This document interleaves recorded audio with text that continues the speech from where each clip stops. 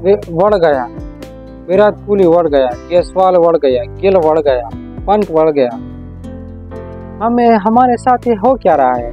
India का जो हाल हो रहा है ऑस्ट्रेलिया में वही हमारा हो रहा है अफ्रीका में, वही बांग्लादेश का हो रहा है, वेस्ट इंडीज में वही, अफगानिस्तान का हो रहा है, जिम्बाब्वे में। एशिया का टीम का ये क्या मसला है? हमें तो चाहिए हम जब बाहर जाएंगे ना तो अपनी जो हमारे पिचेस होती है उसको भी लपेट कर कंबल में अपने साथ लेकर जाना चाहिए, क्योंकि यही तो इलाज बचता है। आज मैं देख रहा था कि लाहौल को गेंद यहाँ जा रही थी, यहाँ। अब हमारे बैटर्स का कोई कसूर नहीं है इसमें, हमारे बैटर्स का इसमें कोई कसूर नहीं है, क्योंकि ये सी पिचेस या हम ख्वाब में देखते हैं, हम जो डरते हैं, या हम वहाँ जाकर पेश करते हैं। ऐसी पिचेस पर कब हमने ट्रेनिंग की है? जब ऑस्ट्रेलिया से आ जाते हैं हम, या साउथ अफ्रीका से हम वापस आ गए, तो हम फिर कभी ऐसे पिचेस पर खेलेंगे? तब तक जब हमारा कोई दूसरा बाहर दौरा नहीं होगा।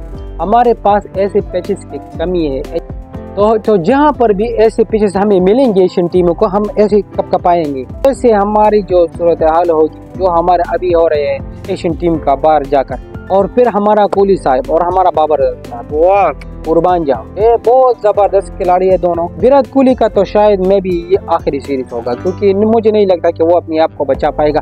जहाँ पर टीम को जरूरत नहीं होगी ना, ये वहाँ पर तबाही कर देगा। पहले टेस्ट में आपने देखा जायसवाल ने सेंचुरी बनाई, और उसके बाद के राहुल ने बनाई।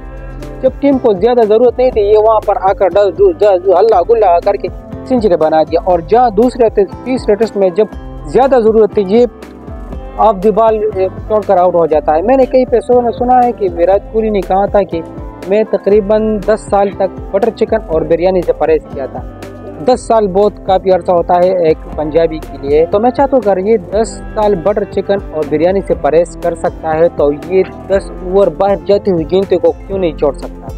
अगर ये 10 ओवर ये बाहर छोड़ती गेंदों को छोड़े, तो ये अपने फॉर्म को वापस ला सकता है, क्योंकि इसके बाद ये विकेट पर सेट हो जाएगा।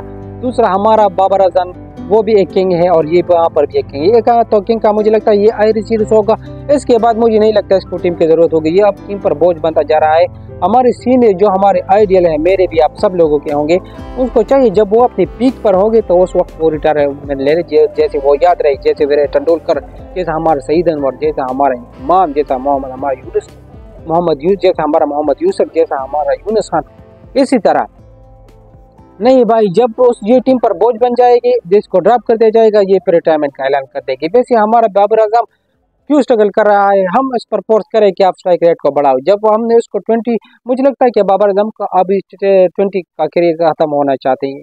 मुझे लगता है कि अब बाबर आजम भी शायद T20 से किनारा तैयार कर ले, क्योंकि जिस तरह वो स्ट्राइक रेट के बारे में सोचा तेज कहता है, तो वो अपनी विकेट थ्रू आउट करता है, तो फिर हमारा तनकीद तो होगी उस पर कि वो फॉर्म में नहीं है। और दोनों सीनियर को अपने फैसला खुद करना चाहिए। बाबर आजम को 20 में, और विराट कोहली को तो मुझे लगता है 20 से ऑलरेडी वो रिटायर है, टेस्ट से भी रिटायर हो जाए, और वनडे में भी इसी तरह रिटायर हो जाए, जहाँ पर वो थोड़ा अच्छी फॉर्म में हो, उसके बाद वो रिटायरमेंट ले ले। तो मुझे उम्मीद है इंशाल्लाह कि ये दोनों जितने भी क्रिकेट खेलेंगे अच्छे खेलेंगे, और तमाशाइयों को और हम जैसे सपोर्टर को अच्छी क्रिकेट देखने को मिलेगी। तो अपना बहुत सारा ख्याल रखिए। अल्लाह हाफिज़।